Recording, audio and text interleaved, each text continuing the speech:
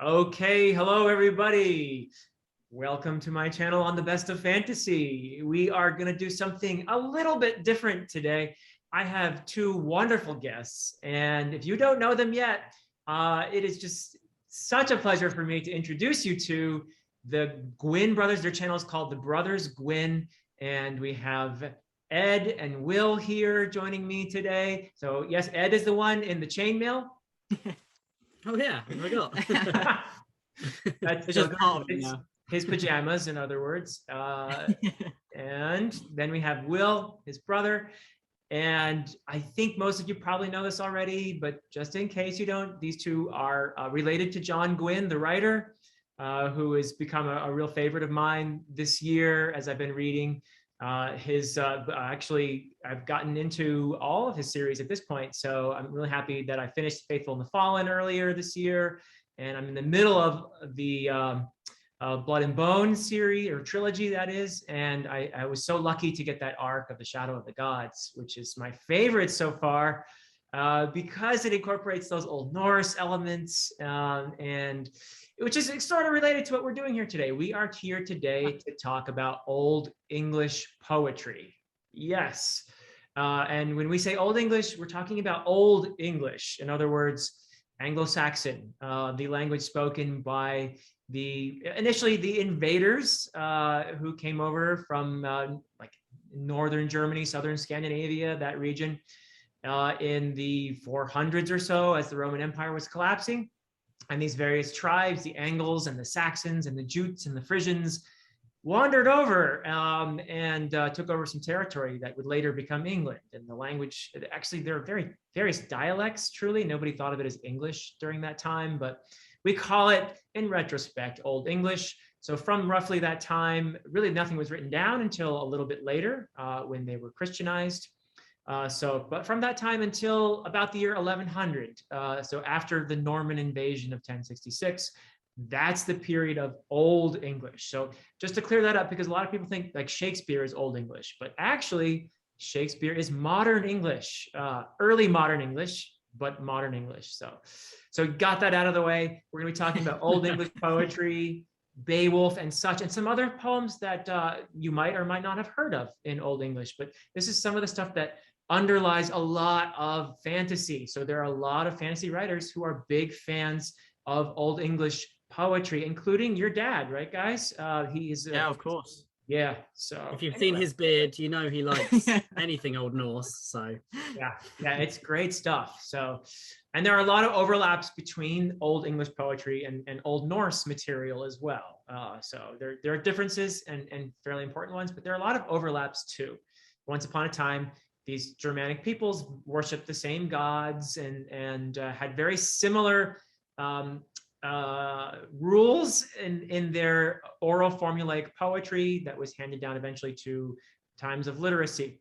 And we're very fortunate to have some of this stuff preserved for us today. And we're going to talk about a few of those poems. So guys, are you ready to start talking Old English here? Of course, maybe not in the dialect as you can, but okay, talking some Old English poems. We'll give our viewers a little bit of a taste of that. And just also before we roll into that, if you don't mind, just introduce your channel, because I highly recommend that everybody subscribe to the Brothers Gwynne. It's a wonderful channel. These guys are fantastic, very well read. I'm always impressed by how well read you two are. And they do fantasy, historical fiction, etc. Anything you want to say about your channel? Well, thanks for that, Philip. Yeah, obviously we're really happy to be on here. On the channel, we talk about a huge variety of genres, basically anything that we read, and we read about everything, don't we? From westerns to fantasy, historical fiction, non-fiction, and also some Old English poems as well, which we're happy to talk about today. Yeah, and you know, Dad, Papa Gwynne is an author, and he has really inspired us with our reading over the ages. Of our old Norse poems and all these old stories and Tolkien and everything like that. And you know, I think we actually got into doing the YouTube was when we saw the first chat about Malice on BookTube, and we were like, that would be so much fun to be able to get on and talk to people about this kind of stuff. So and here we are. So it's a real honor, Philip. Thank you. Oh, it's such a pleasure for me to have you two here. So All right, well, let's get into it. So we're going to start. I'm going to name the poems right now, but I'll name them again as we get to them. We're going to talk about Beowulf, and we're not going to go really in depth here, just so you know, because we want time to cover each of these poems. But we are definitely, we have to talk about Beowulf. I do have a chat on Beowulf on Andy Smith's channel. I guess I can link that in the description as well, but we're not going to talk nearly as long about Beowulf today because we're going to talk about the Battle of Malden. We're going to talk about the Wanderer, and we're going to talk about the Seafarer and the Wife's Lament, and hopefully if we can squeeze it in, Wulf and Eadwacer. These are incredible, wonderful poems that we are eager to tell you guys about. So let's start with Beowulf, though, the big one, the one that people would most likely know about. And I want to give you guys a chance to tell me, what do you like about Beowulf? What do you consider important themes in there? What are the important episodes? Whatever you want to say. The show is yours now.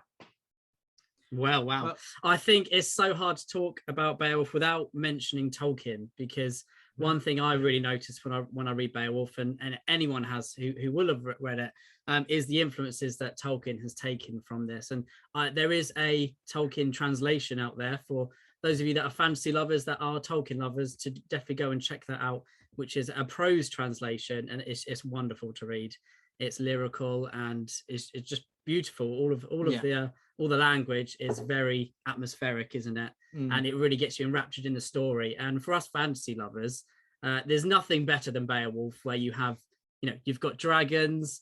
You might have seen a dragon in Tolkien's work, perhaps. You've got heroes of the ages, and there's so many things there that you will love about Beowulf. Yeah, there's fantasy set in a very detailed, plausible world, and I love the huge just range of themes. There's like the idea of heroism, but how that's intertwined with tragedy as well, and exploring different ideas of monsters. And I love that all the themes that Beowulf explores, which I imagine we'll talk about very shortly.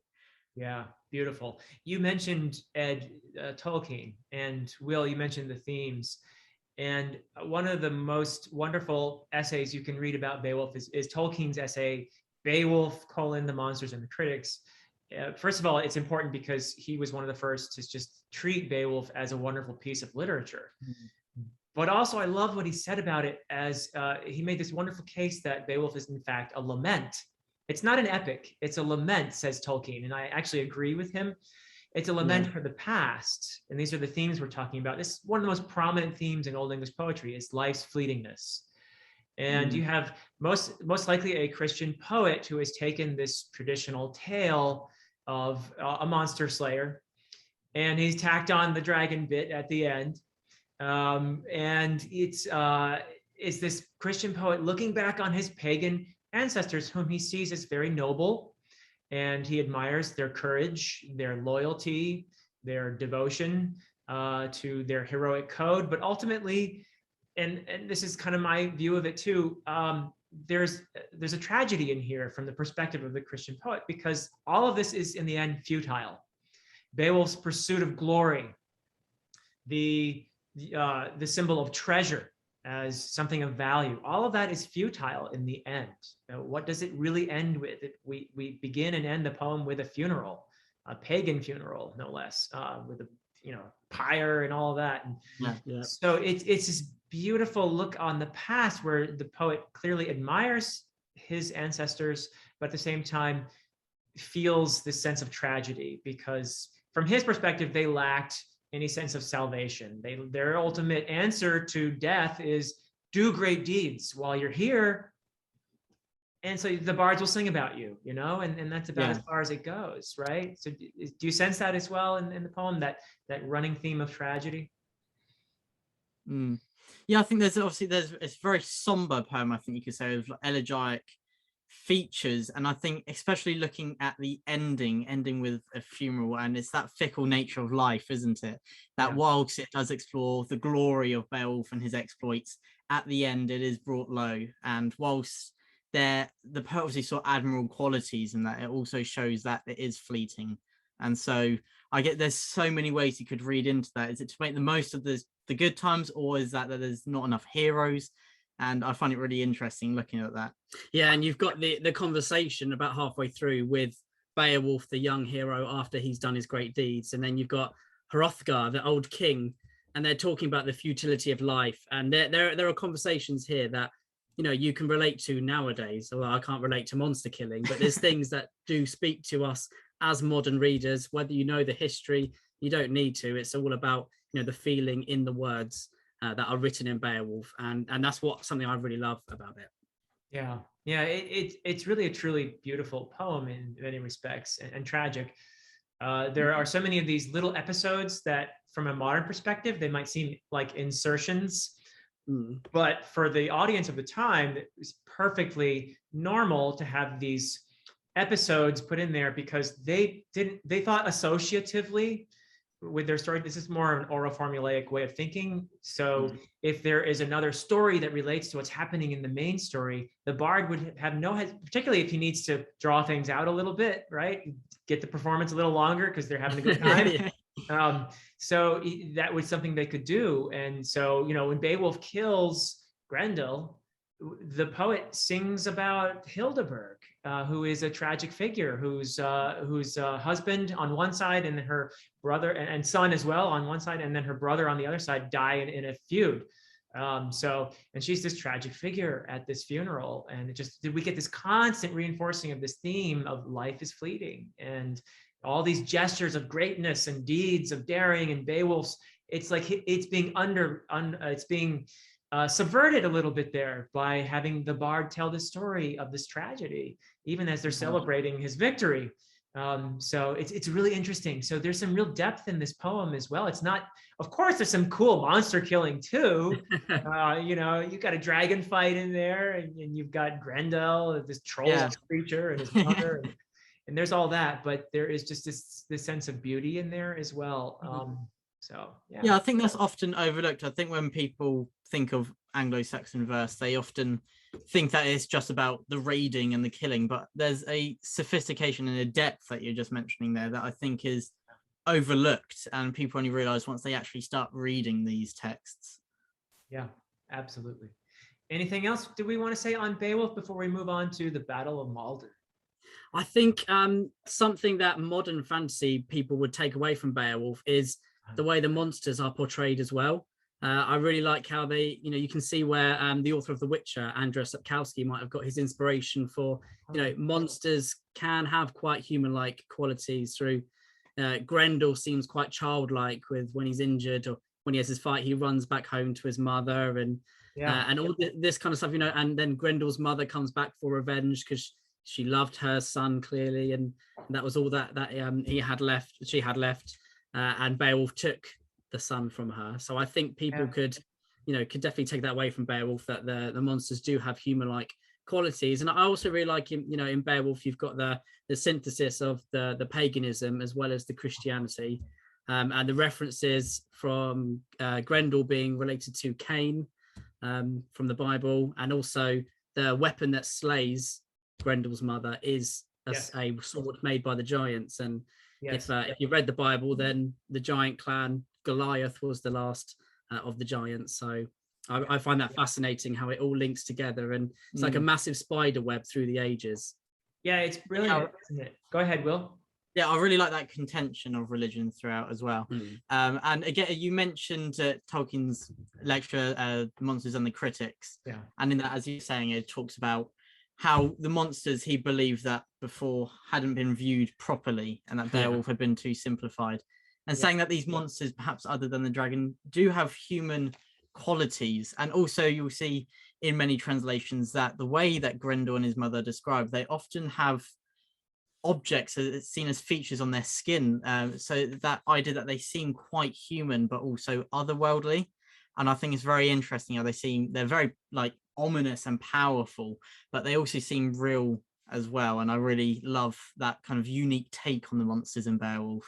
Yeah, well said. Yeah, I mean, this is a source of inspiration for so many writers, so many who love fantasy. So, and I love what you were saying too about the blending, because this is clearly a tale, because we know we have analogs of Beowulf in Old Norse that are very close. We can tell this is a very old story that was told over the years and changed in the telling. But we have a Christian poet who took this story, and for the Christian poet, it might be a head scratcher for a modern person to read it and say, why is Grendel made a descendant of Cain? It wouldn't necessarily make sense to us, but to them it made perfect sense, because who is Cain? Cain was the first murderer. He was an exile from human society. In other words, Grendel takes his being from this. He is also an outsider, right? He is an outlaw outside of the law. So the laws of civilization don't apply. And so in many ways you have it's a very dualistic poem in some ways. You have darkness versus light. You have creation versus chaos. Grendel represents chaos. Creation. Heorot is this hall built by Hrothgar. And what does the bard sing when it's complete? He sings the song of creation. And that is what Grendel objects to. It's not just the noise, it's the song of creation. Grendel is a representative of chaos, so he cannot abide this. So there are these oppositions in the poem that are just, from the Christian poet's point of view, they make a lot of sense. So that's really cool as well. Anything else, gentlemen, on Beowulf? I think I should stop, because we're going to get too geeky. I just need to say one point. Yeah, I think that if anyone watching hasn't read Beowulf, I really think you should, because as you're saying, Philip, it's very enigmatic, and all these symbols that we see throughout, it's such a subjective reading, and there's so much that you can get from it. And I've read Beowulf again over the last few days to refresh myself for this, and just got so many different things than I have before. And that's something that I love when you're reading, that you can get something different from it every single time. Yeah, that's a classic. The Tolkien translation is great. I usually teach the Seamus Heaney translation, which is a brilliant it's a poetic translation. So he does reproduce the kind of the poetic style, and that's kind of cool too. But they're both great. We actually do have a copy here. Can scrape it out. Yes, there's the Heaney. Yeah, it's fantastic, and it is addictive. And like William said, you pick up something different each time. And Heaney's a great poet. Yeah, he's brilliant, or he was. So, all right, let's move on to the Battle of Malden. I'm just going to say a brief word about it. This is a poem that describes a battle that actually took place. The poem is poetic, so there are probably some liberties taken in the course of this description. In other words, in the midst of a battle, it's unlikely that anyone take the time to make a speech, but that does happen in the poem. But basically what you have here is a Viking raid in 991. So after the time of Alfred and his immediate descendants, there was a bit of consolidation when England really became England, actually. Prior to that, it had been a bunch of kingdoms, the Heptarchy and all that. But what happened was the Vikings came along and took over most of those kingdoms, and Wessex just managed to hang on there under Alfred, who would become Alfred the Great. And eventually Alfred was able to beat the Vikings and form a treaty, have a line of demarcation between them. And you had the Danelaw to the north, and you had Wessex. But his immediate descendants were able to reconquer much of that territory and consolidate it into what was really England for the first time. But later, those stubborn Vikings, they came back. And what we have here in the Battle of Malden, during the time of, famously, he's called Ethelred, the Unready is sort of his nickname. That's actually a bit of a misnomer in the translation, but it sticks. So, but basically, he was unfortunate enough to be the king during the time of these later Viking raids, which were very successful. But this Battle of Malden tells a story in 991, the year 991, of a Viking raid in the part of Anglo-Saxon England that is East Anglia. And the Vikings landed on this little island that was connected to the mainland by a very narrow causeway during the low tide, but was underwater during the high tide. And the Vikings were hanging out there waiting to raid. And the local lord, Berchnoth, he gathered his retainers and he gathered the local militia, and he went to meet them to basically protect that area. So obviously, when the Vikings tried to cross, the Anglo-Saxons blocked them because the Vikings had this very narrow causeway, right? And they were unable to get to the mainland. But they said very cleverly, hey, why don't you let us come across and we'll have a real battle here. So that's kind of the setup for the poem. And it is a fragment. We're missing the beginning and the end, but we've got the heart of it for the most part. We think we've got most of it. So, all right. So with that brief description, what do you guys think of the Battle of Malden? What are your thoughts on the poem? Well, as you can see, I'm a bit of a history buff. I do like to wear the ring mail. I find that period fascinating. 991, when England was potentially in a bit of turmoil. There was lots of stuff going on with their kings, and I love the whole history backdrop there. And the Viking who was supposedly the leader of the Vikings who were fighting against, is it Berthnoth? Oh, he's the leader of the Anglo-Saxons. So he's the Anglo-Saxon leader. I think the Viking one was Olaf Triggerson. Yeah. If anyone has read The Oathsworn by Robert Lowe, he's in there. And I love to read about him. He's a great character. Olaf Triggerson was actually a Viking who supposedly practiced swimming whilst wearing chainmail. And he was famously in a final fight in a sea battle on his ships. And he jumped into the sea and was never seen again.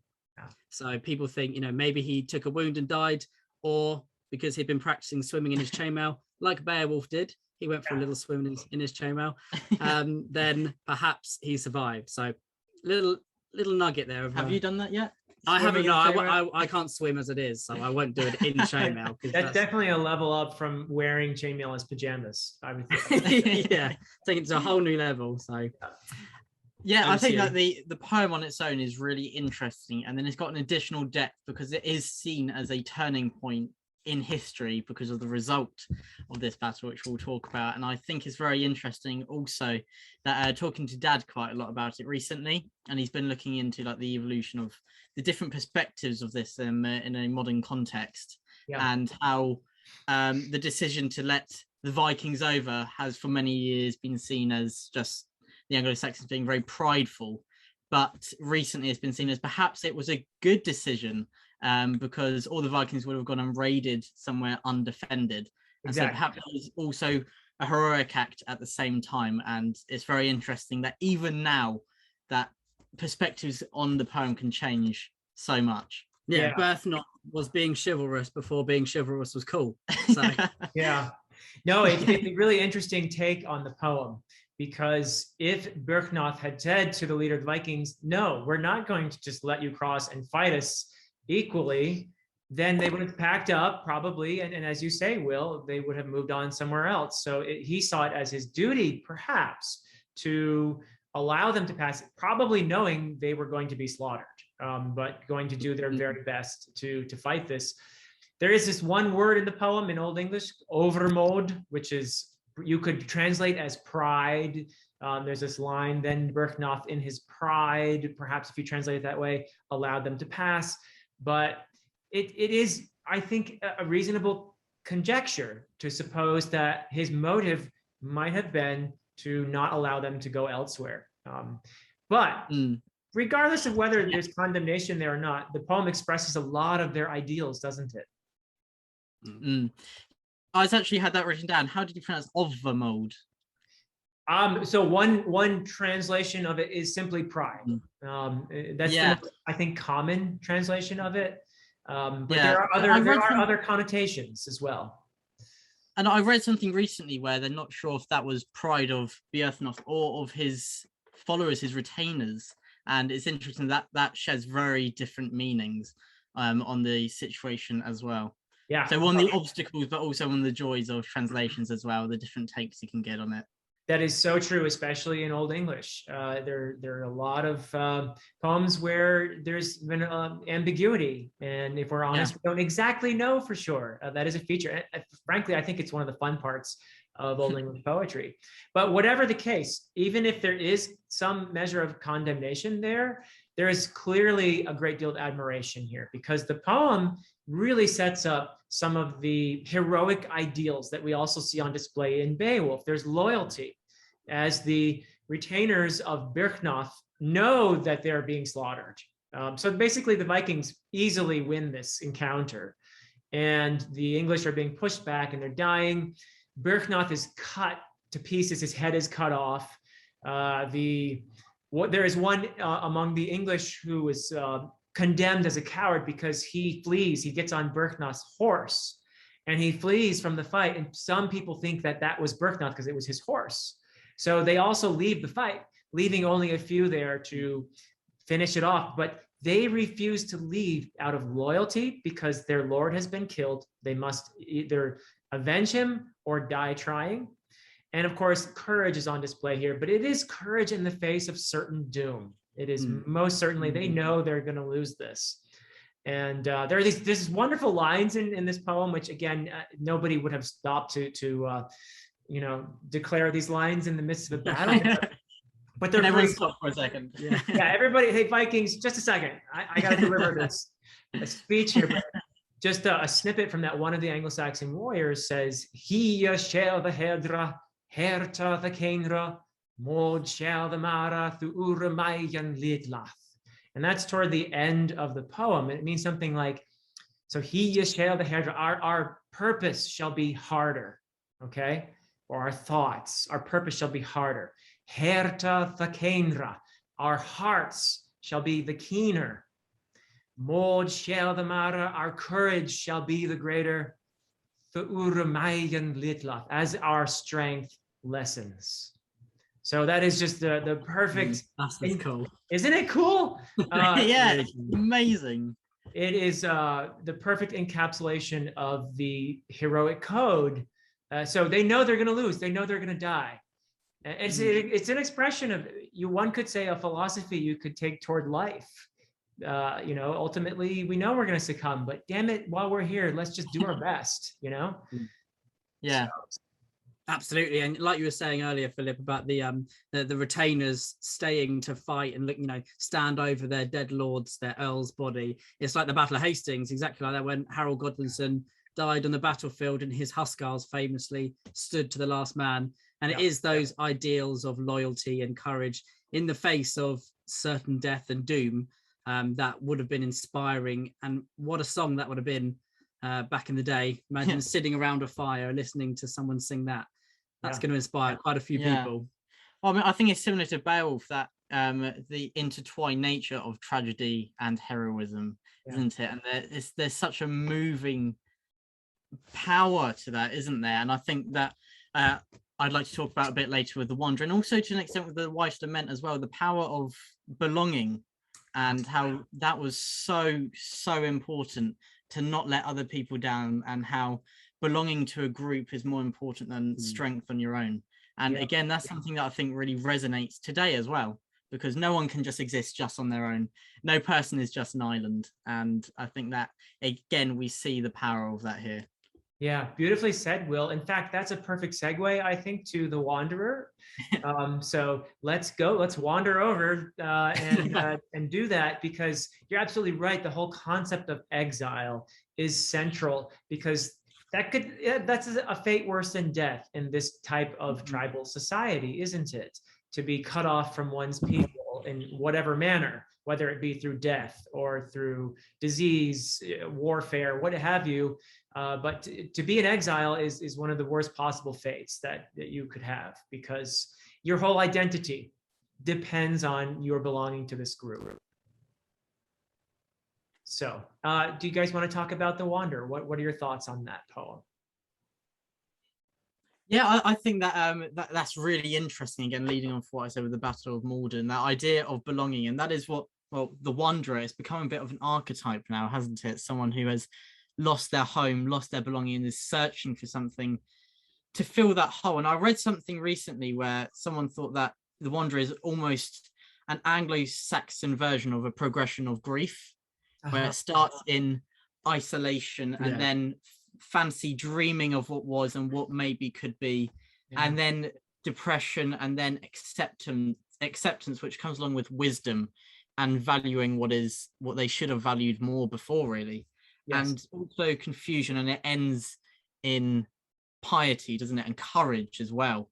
And I think that sense that something else fulfills them, and it's a whole circle throughout, isn't it, that they go from having everything to losing everything, and then valuing that so much more, and then discovering a new meaning.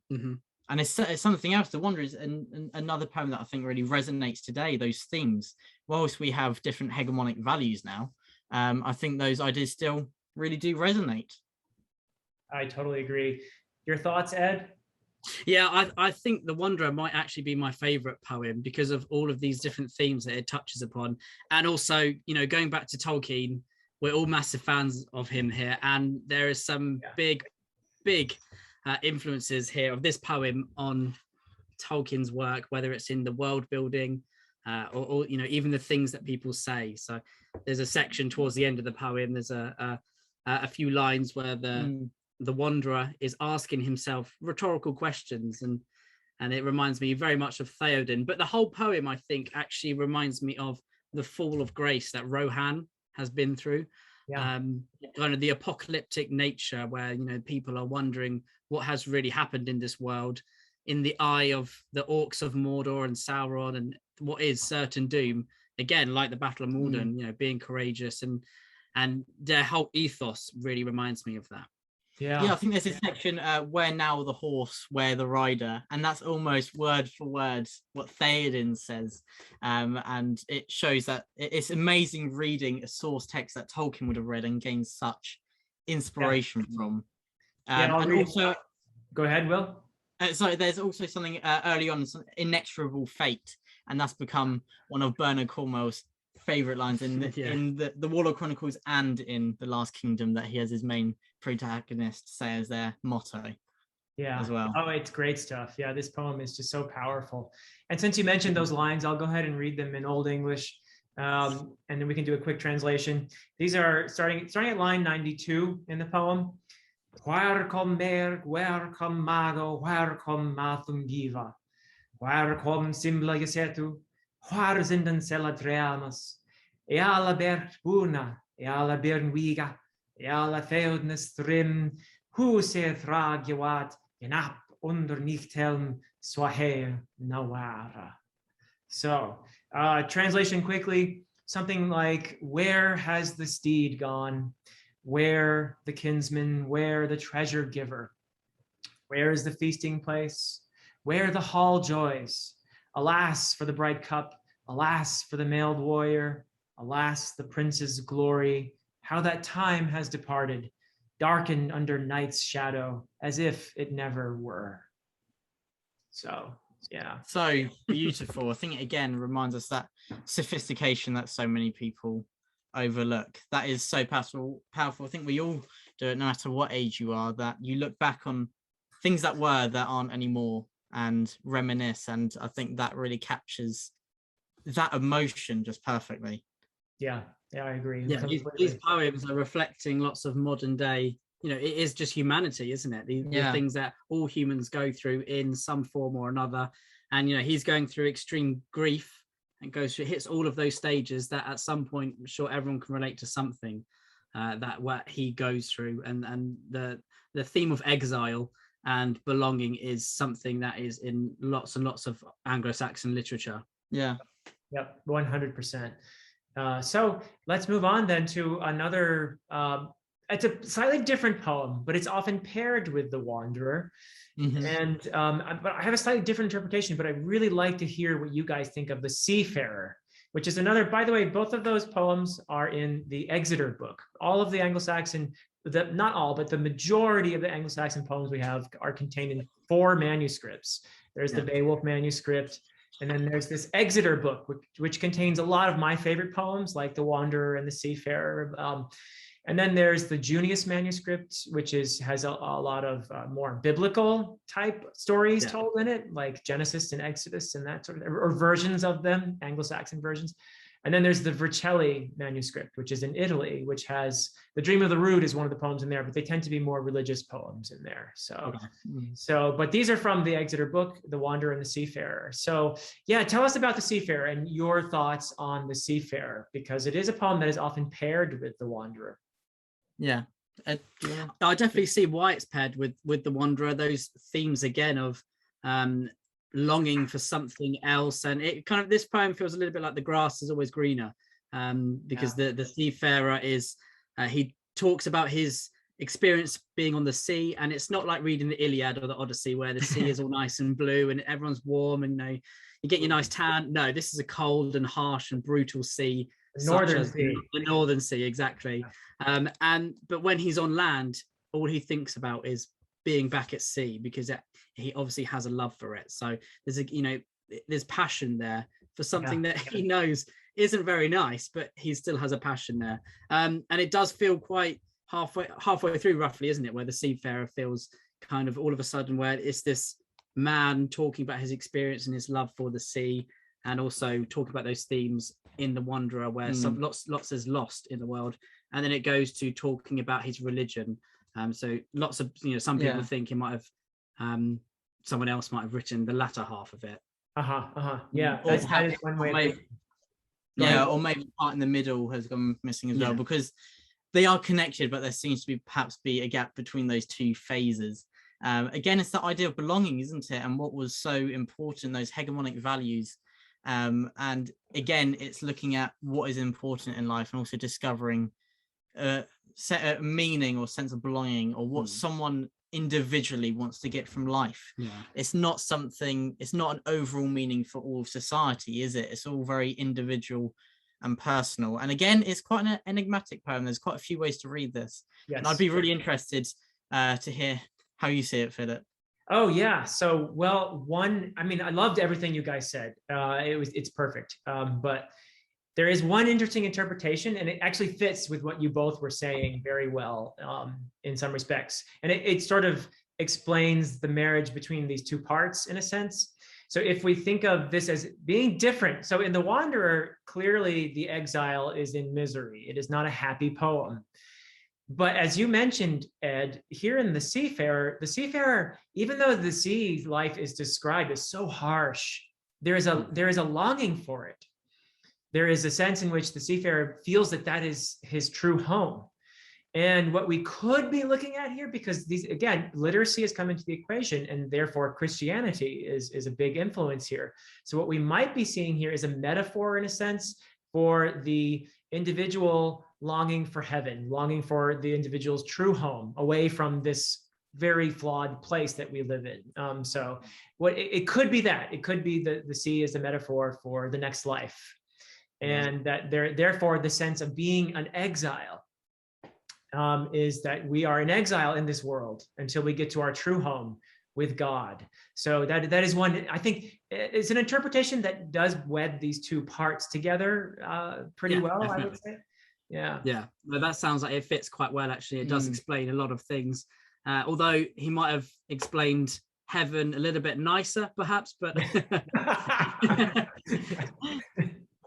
I find it interesting how it mentions God in the poem, and also mentions fate. And a translation I read was fate was with a capital letter, so it was really emphasizing that you might think of the three fates in Greek mythology, or the Norns in Norse mythology, where those women kind of determine what happens in people's lives, and they can snip the cord of your life and like that. So I find it, again, the synthesis of those two religions all at one with each other, because this was a world very much in which you can go to one place and they're Christians. You can go to another place 30 miles down the road, and they might be pagans, but there's also things that link them both together. So I find that fascinating. I find that personification of fate and forces really interesting, and it's similar to The Wanderer, inexorable fate, or worth bid for the raid. And that idea that a lot is beyond our control as well. And whether that adds a solace or also a fear to people is interesting, and how in the end it's accepted and also trusted in that there's a higher power who will lead us towards what we need in the end. It's great. It's really contemplative. I think both of these poems, The Wanderer and The Seafarer, very meditative stuff. And even though there's this sense of melancholy, I get a sense of almost peace reading them as well. It's strange to say, but yeah, they're quite beautiful. So how about we move on to, hopefully we have time for both of these, but these last two we're going to talk about are a little unusual in Old English poetry, in that they are both from a female perspective. There is a female speaker in each of these poems. We're going to talk about the wife's lament first, and talk about enigmatic and open to interpretation. This is a really interesting poem. I think. But I'm really curious to hear what you guys think of the wife's lament first. So what are your thoughts on this really incredible piece? Well, I think it's another look at being alone, isn't it? And it's very interesting that it's from a woman's perspective, a woman's point of view. And as you said, it is very enigmatic, and there's so many different readings. But obviously in the title, The Wife's Lament, you can get an idea of the tone of this poem. And again, I think it's interesting that in this, it talks about that idea of belonging to a group, but not having that available. I think there's a line saying, too few to trust. And it also, I think it agrees with, but also slightly opposes the idea in The Wanderer as well, that you need people around you, but also don't shed your troubles on them. In The Wanderer, it says, and I think it's interesting that in The Wife's Lament, having people around you, even if it doesn't solve that longing, it adds something else to your life. And it is very interesting, as you said, looking at it from a woman's perspective. Yeah, I find it interesting. It's called The Wife's Lament and not the lady's lament or the woman's lament. Is, you know, it's being very specific that she is married to a man, so that is going to come into play. That is very important, actually. And so one reading of the poem, I'll tell you my favorite interpretation of this poem, which is, by the way, not the only interpretation, but this one is my favorite way of approaching it. So I'm looking forward to hearing it. Yeah. You've heard the concept of peace weaver before, right? What the idea that a noble woman would be married off. This is patriarchal society here. So a noble woman would be married off in order to make peace between rival tribes. So it could be the lord's daughter is married off to the rival young, lord's son, or the rival lord, or what have you. And the idea is that she's called a peace weaver because she makes peace between these two tribes or these two societies. It's a concept, of course, that continues on the level of kingdoms and so forth. So unfortunately, this didn't always work. And we see this happen in Beowulf. I mentioned Hildebert before. Hildebert was a peace weaver. She was married from one tribe to another in order to make peace. And they got together for a feast, and they got a little drunk, and they had another fight, and people died. And so it really didn't work out too well. This is unfortunately happened. And Beowulf remarks that Hrothgar is thinking about marrying off his daughter to some other tribe, and he predicts that probably not going to work. And we know historically it didn't.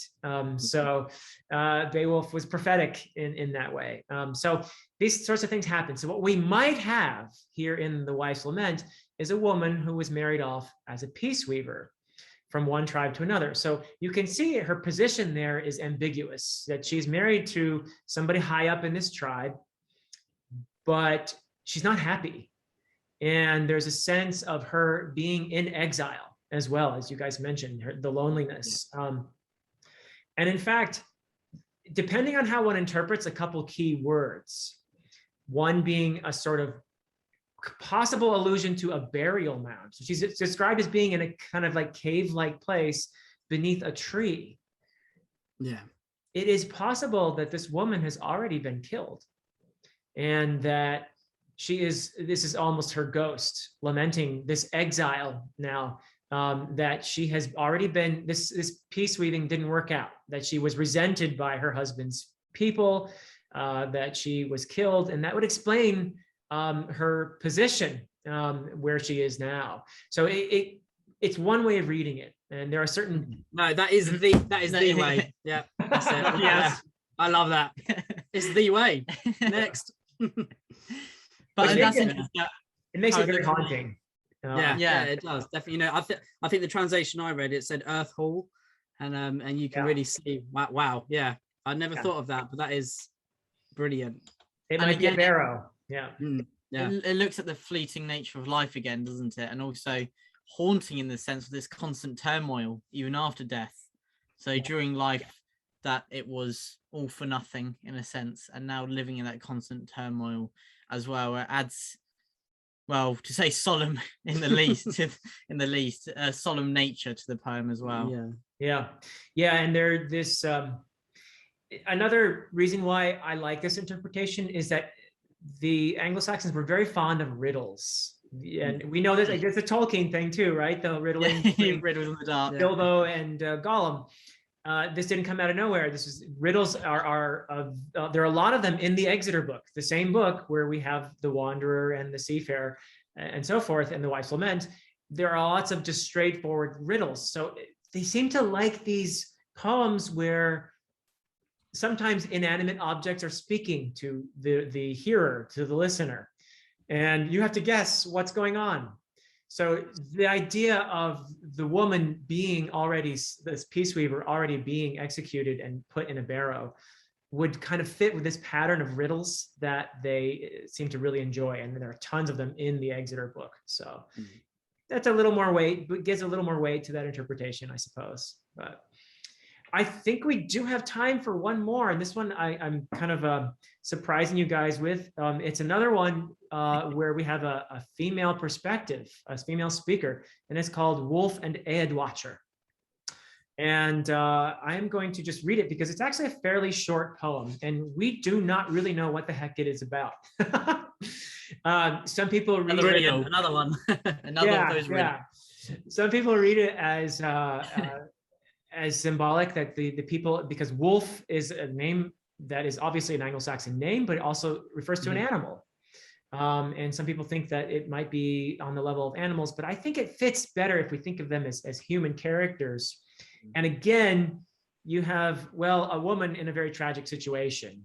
They seem to like their tragic situations, these depressing people.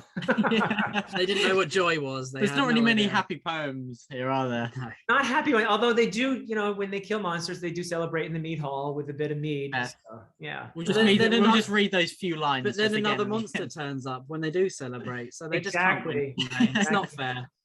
It gets to the point where, it's a dragon, we can't celebrate anymore because they're just getting bigger and bigger. What's going to be next?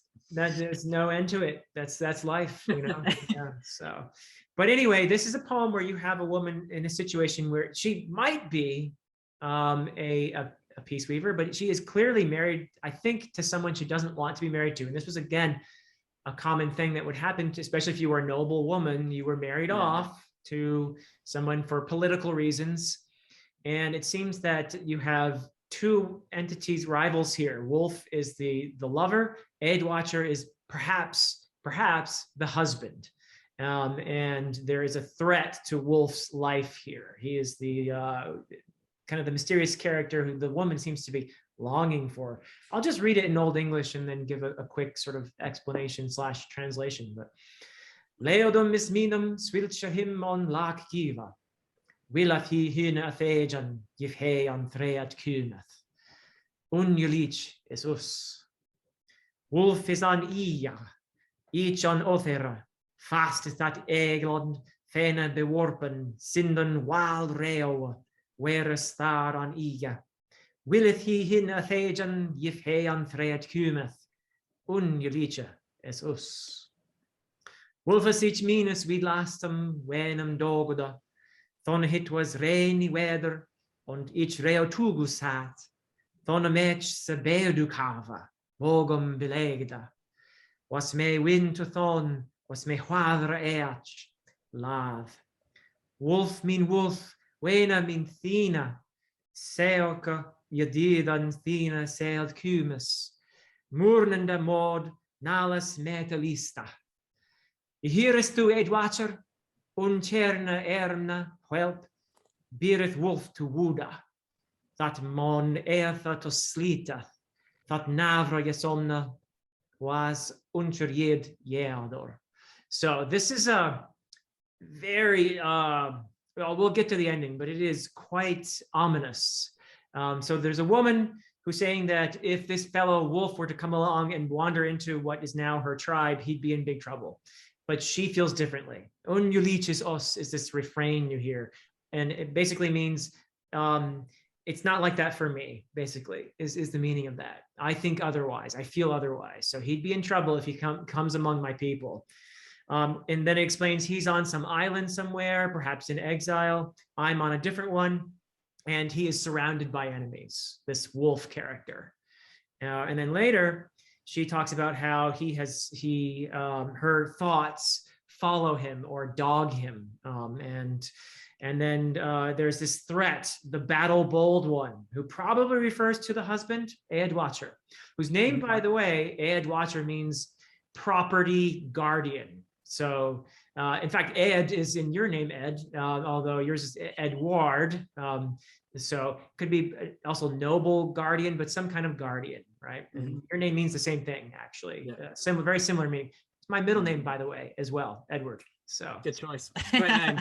good name. So anyway, then there's this interesting part where she talks about she's longing for this Wulf character and saying, your seldom comings have made me sick at heart, essentially, and in a grieving or mourning spirit.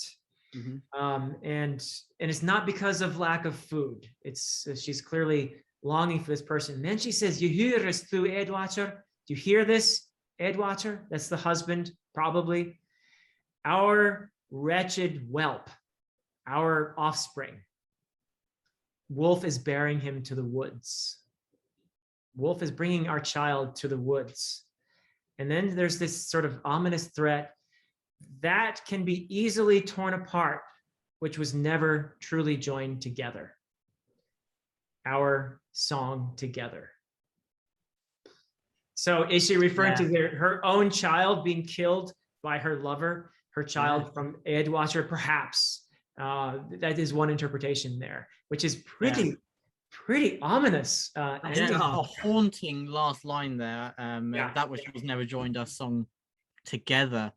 That juxtaposition, and again that constant just danger and the turmoil throughout it. There's a tension, and also this is very enigmatic, ambiguous poem, isn't it? But again, there is that ominous tone, isn't there? There's a sense of longing, but also, will that have a positive result as well? Is it good to long for that? Again, a very interesting poem from another female perspective. Yeah, most certainly. It reminds me of the Volsung saga. Have you guys read the Volsung saga? Yeah. There's the episode earlier with Signy, who is the sister, and there are the 9 brothers. Sigmund is the oldest brother. And essentially what happens is Signy's husband kills Signy's father out of jealousy, and 8 of the brothers, and Sigmund is the only surviving brother. And Signy is in the situation where she has conflicting ideals. There's loyalty to her husband, and she has children with him, but there's also loyalty to her family, her birth family, her father and her brothers. And ultimately she decides to aid her brother in his vengeance against the husband. And part of that is killing her own children, which is really fearsome. You know, she is quite the fierce woman in that story. I mean, it is really just mind-blowing. The lengths to which they go to achieve this vengeance is really something. And it reminds me a bit of that, you know. I think that brings in the idea of duty as well, doesn't it? And conflicting. A lot of it is about what is the right decision, and there's often no right decision, is there? At least not one choice is evidently the better one, and there's basically no victory for anyone involved. And that's part of the tragedy, isn't it? That no matter what path they take, is going to end in chaos and also turmoil again. And it's the brutal fact of life in the Dark Ages that whatever decision you make, there is danger lurking somewhere, even if it's someone like she might be saying with Wulf, who was a lover. He is now dangerous. The fact that he can kill, or, you know, he might have killed my son, my child. There is danger everywhere, and that couldn't have been much fun to live in. I would imagine not. At least we don't have to do that now. No, they seem to love to put their conflicting ideals, to put their characters into situations where their ideals conflicted. That is a favorite thing. So you see in Beowulf, there is a king whose one son accidentally kills the other during a hunting expedition. So, okay, what does the man do? He is required by the heroic code to obtain vengeance for his son. When someone slays your kin, you are required to obtain vengeance. Well, he's got a problem because the slayer is his other son.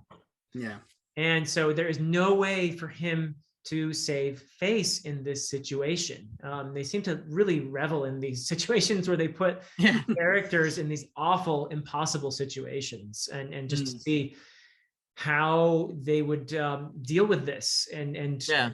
you know, how much courage they could muster in the face of this. Yeah. So yeah, It's interesting how it seems to be questioning social constructs there, and also yeah. it seems that these poems, because of that, it's also asking a lot of the reader, isn't it? Asking their own opinion again, because there is no evident answer. So I think these are poems that are so engaging, aren't they? And because of that nature to them, you can put so much time into analyzing this and seeing what is the better outcome, what are the options, and how these social constructs come into play. I could not have said that better myself. Yeah, that's really well said. Thank you, Will, for that. Yeah. And thank you, Philip, for reading it so beautifully with such lovely rhythm. You know, it really brings it to life. Yeah. You can just imagine people actually listening to these stories, and you know, these poems, they're all getting lots of emotion from us, aren't they? You know, there's lots to talk about and digest, and lots of emotion pouring through them. You know, I always just think and imagine people actually listening to this in an evening, you know, and experiencing, and that felt like we were. So you brought the lyrical nature to this to life. Well, I'm an aspiring Shope then.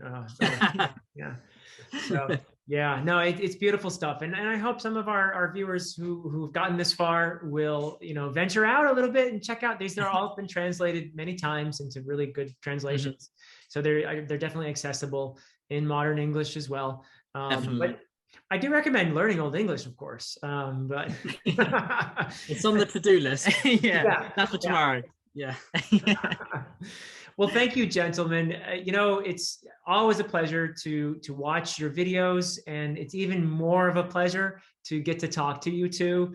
I really am an admirer of your channel, and I love the dynamic between you two, but I've always been just so impressed with just the way you talk about books, and obviously how well read you are. So it's really a pleasure for me to have some you know, fellow medievalists to talk to here. So. I mean, thank you so much. We love these poems, but you are truly a master, and we've learned a lot. And I was really looking forward to learning a lot from you as well. And it would be awesome to talk more about this in the future. And I've just really enjoyed talking about what we found interesting and different interpretations.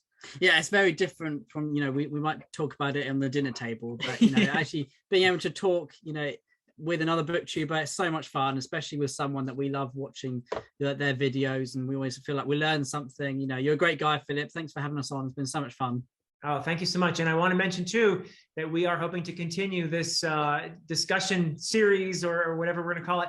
We're going to be talking Arthurian legends. Yeah. And that is a video I'm really looking forward to very much. We're going to be having that on the Brothers Gwynne in a little while. So, you know, few weeks maybe. So, but yeah, that's going to be a lot of fun.